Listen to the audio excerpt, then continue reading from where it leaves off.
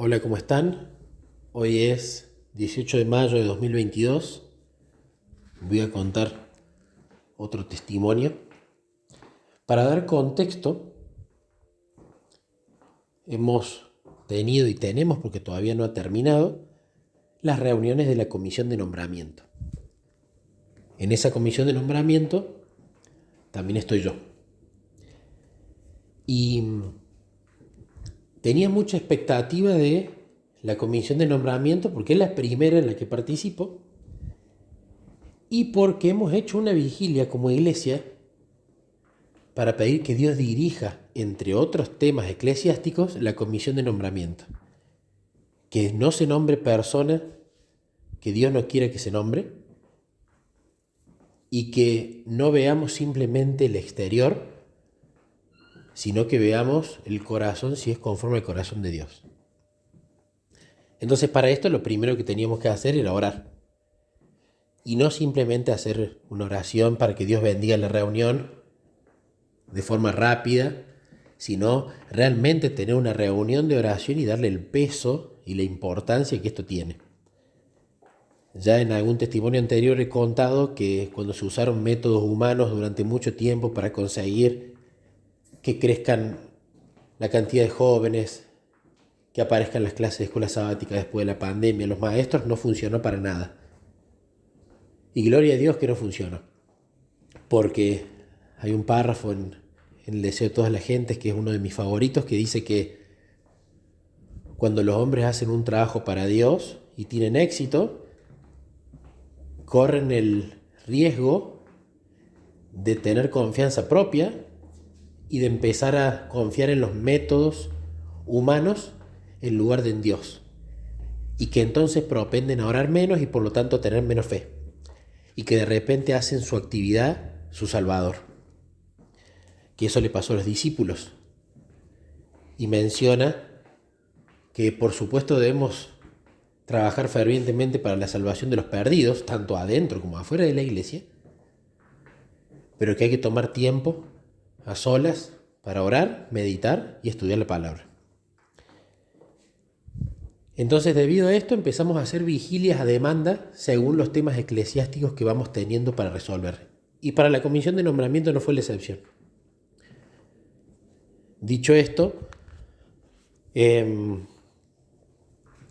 entonces comenzó la comisión de nombramiento. ¿Qué pasaba? Yo estoy como anciano actualmente, ya termina mi periodo,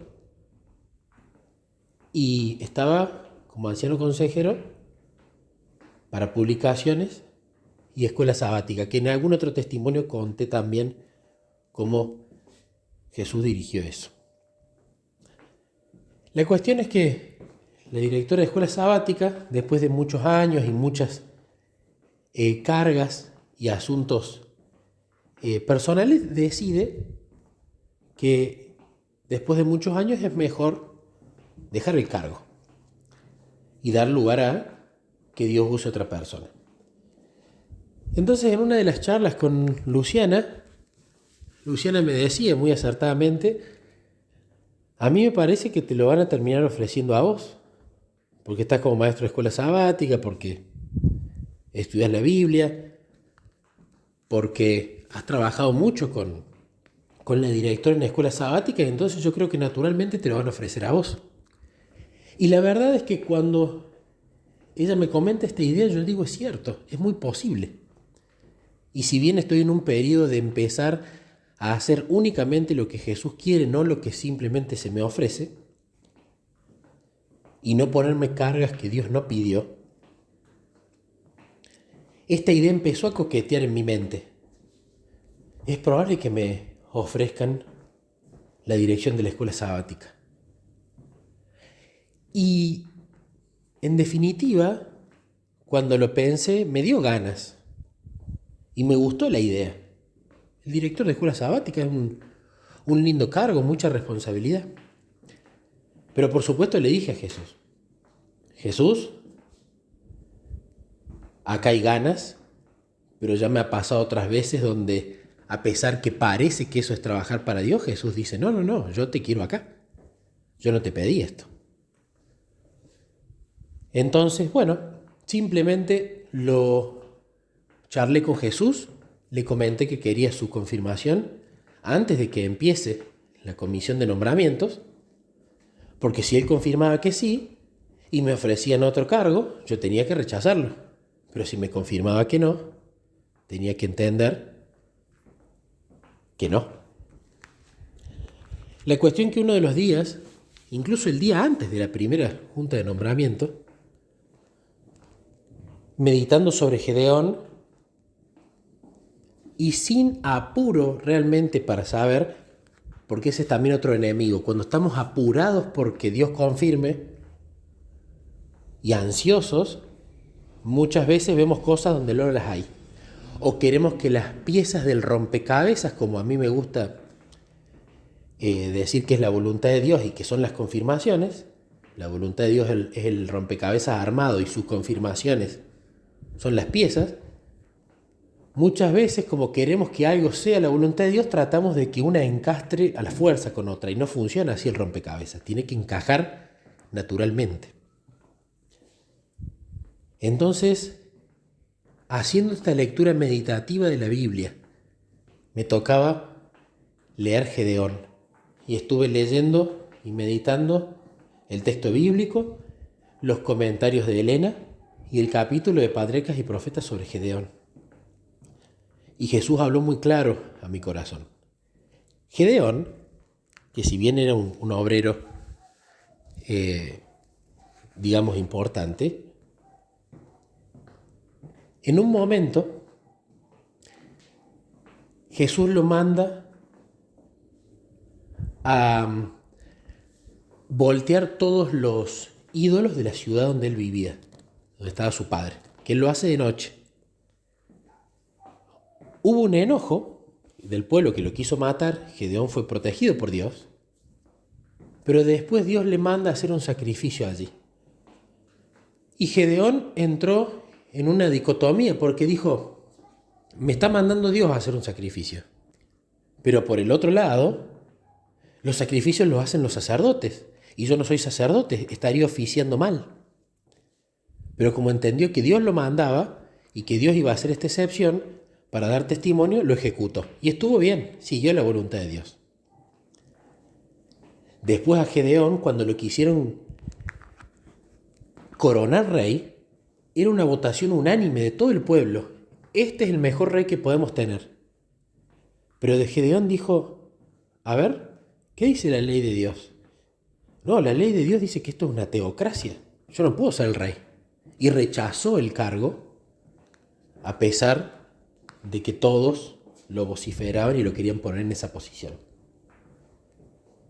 Pero Gedeón luego se equivoca por no pedir confirmación a Dios y por usar simplemente su lógica. Cuando termina todo, Gedeón manda a hacer un efod. Y manda a hacer un efod y empieza a oficiar como sacerdote.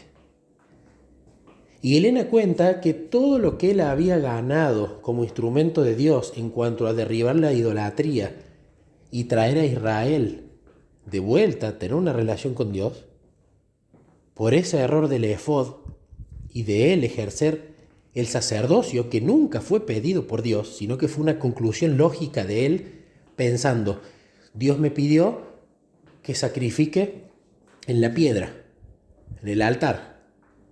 Entonces yo soy sacerdote.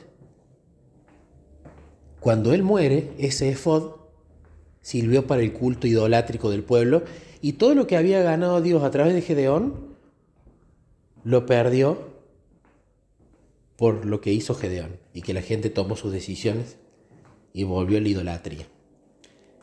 Entonces cuando medité sobre esto fue clarísimo en la mente ese flechazo en el corazón. Jesús a mí me ha pedido dos cosas principalmente. Número 1, predica. Entonces siempre preparo una predicación y cuando lo termino Él llama. Y tenés que estar como maestro en la escuela sabática. Y cuando doy la escuela sabática me pone muy feliz. El Espíritu empieza a dirigirla, los contenidos, las prácticas. Entonces son dos actividades que me quedan muy claras que Dios quiere, por múltiples confirmaciones y cosas. Pero cuando leí esto y tuve ese flechazo en el corazón, yo cuando pasan esas cosas al leer algo y que hay ese flechazo en el corazón, paro. Y empiezo a conversar ampliamente y en profundidad con Jesús. Es como tener un detector de metales, ¿no? Uno es quien lo mueve, pero el detector de metales es quien te dice, acá hay un metal, pará en esta parte del campo, cava, anda hondo. Lo mismo me pasa con las escrituras. De hecho, las escrituras son el campo y hay tesoros escondidos, que en la parábola el hombre encontró un tesoro, vendió todo y compró ese campo. Entonces, cuando yo voy recorriendo la Biblia en meditación, no superficialmente porque si no no se ve nada, sino en una meditación, una reflexión, una lectura conciencia, orando, muchas veces ese detector de metal suena, acá hay algo.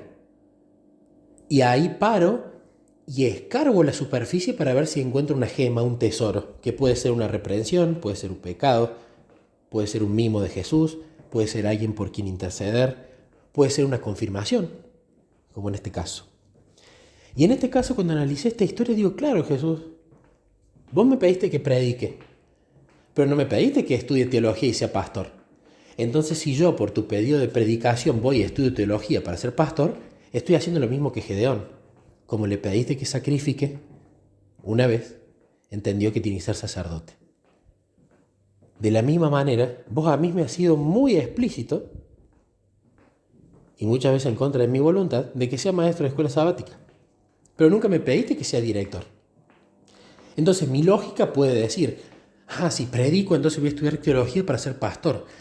Si soy maestro de escuela sabática, entonces porque ahora tengo que ser el líder. No, falso. No, y me quedó muy claro. Si te dan eso, lo rechazas. Entonces, vino la primera reunión.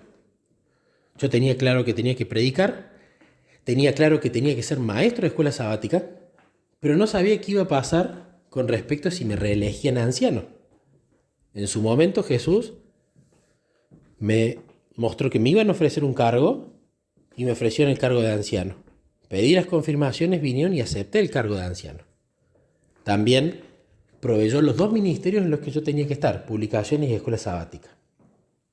Pero ahora no sabía si iba a continuar siendo su voluntad que yo haga esto. Pero tenía claro que tenía que predicar y tenía que ser maestro de escuela sabática. Entonces, cuando vamos a la comisión de nombramiento, iban dando los nombres, ¿no? Y de repente aparece mi nombre en el cargo de anciano. Y yo la verdad no sabía si tenía que aceptarlo o no. Y cuando voy y leo la descripción del anciano, decía dos cosas. El anciano debe predicar y el anciano debe ser maestro de escuela sabática. Y cuando vi esas dos cosas, de nuevo el flechazo. Si yo te quería predicando y te quería como maestro de escuela sabática, quiero que entiendas que te quiero como anciano. Bueno, perfecto. Acepto. Acepté el cargo de anciano. ¿Qué pasó luego? Vino la siguiente reunión y de repente hablamos sobre el tema de elegir el director de escuela sabática. La directora dio sus razones por las que iba a hacer un paso al costado. Y yo le dije, Jesús, acá viene la parte que ya revelaste, que me va a ser ofrecido seguramente. Y yo tengo que rechazarlo. Empezamos a tirar nombres. Como yo ya había aceptado el cargo de anciano, no salía mi nombre. Y los nombres que se habían propuesto, ninguno convencía en la totalidad de que esa persona debía ser el director o la directora. Entonces, llega el momento donde la directora me dice, vos sos el nombre para ese cargo. Yo te propondría, pero vos ya aceptaste para anciano. Pero es el tuyo el nombre. Entonces, cuando esto sucede, en mi mente nuevamente recordé el texto de Gedeón. Si a vos te proponen, había altas chances de que me terminaran votando. Por lo que habíamos hablado, por las características de la persona que tenía que estar y por varias cosas más.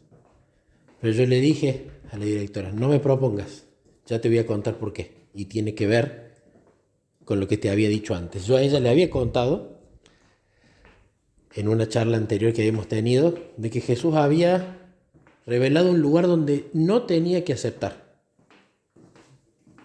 Pero no le dije cuál, porque quería que el testimonio progrese.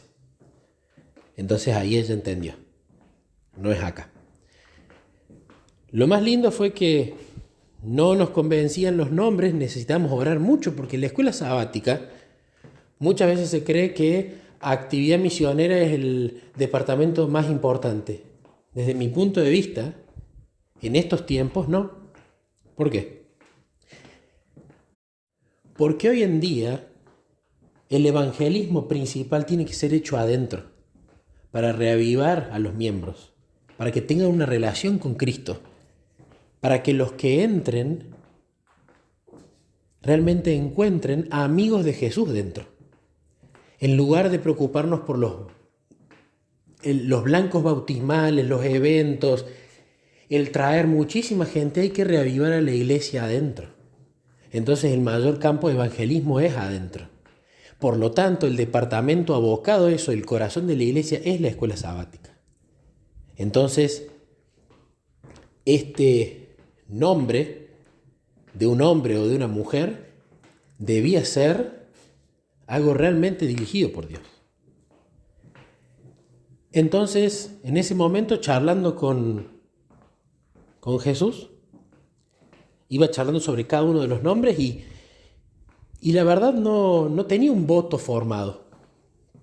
Y de repente aparece ese nombre en la cabeza, que era un nombre que yo había pensado, pero que estaba como suplente en otro cargo.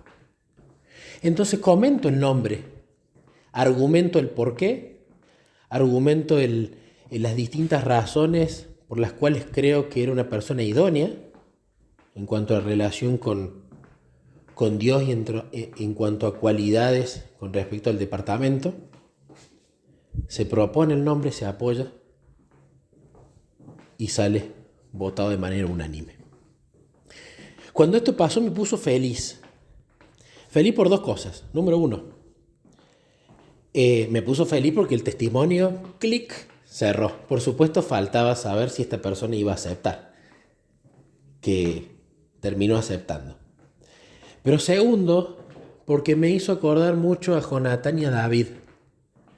Esta persona es un amigo querido, es un gran amigo, pero me puso contento porque yo me sentía como Jonatán apoyando a David, con mucho amor, con la convicción de que venía de Dios. Jonatán era el heredero natural al trono, porque era el hijo de Saúl. Pero Dios no lo eligió a Jonatán, porque Jonatán tenía dones para estar en otra función. En cambio, el Señor lo usó y lo eligió a David. Y Jonatán no tuvo celos, no tuvo rivalidad, no tuvo reclamo porque él quería estar en esa posición. No, Jonatán estaba feliz porque habían elegido a su amigo. Y él lo amaba mucho a su amigo. Entonces me puso contento no solo por el testimonio, no solo por mi amigo, sino por el hecho de no sentir rivalidad. El hecho de estar contento por la posición que tenía el otro. Y el hecho de estar feliz por estar donde Dios quiere que yo esté. Ahora, a futuro quizás pueda estar liderando la escuela sabática, no lo sé, pero ni tampoco me interesa. ¿Por qué? Porque gracias a Dios, y creo que esto es importante, nunca nos tienen que interesar en qué cargo de la iglesia vamos o qué función tenemos, sino que nos tiene que interesar qué tan profunda es nuestra amistad con Jesús. Porque sin importar si simplemente hacemos una obra en la familia, o si somos grandes evangelistas que bautizan millones, o si somos un misionero en las profundidades del Amazonas, la felicidad está en el trabajo que Dios quiere y en el tiempo que pasamos con Él.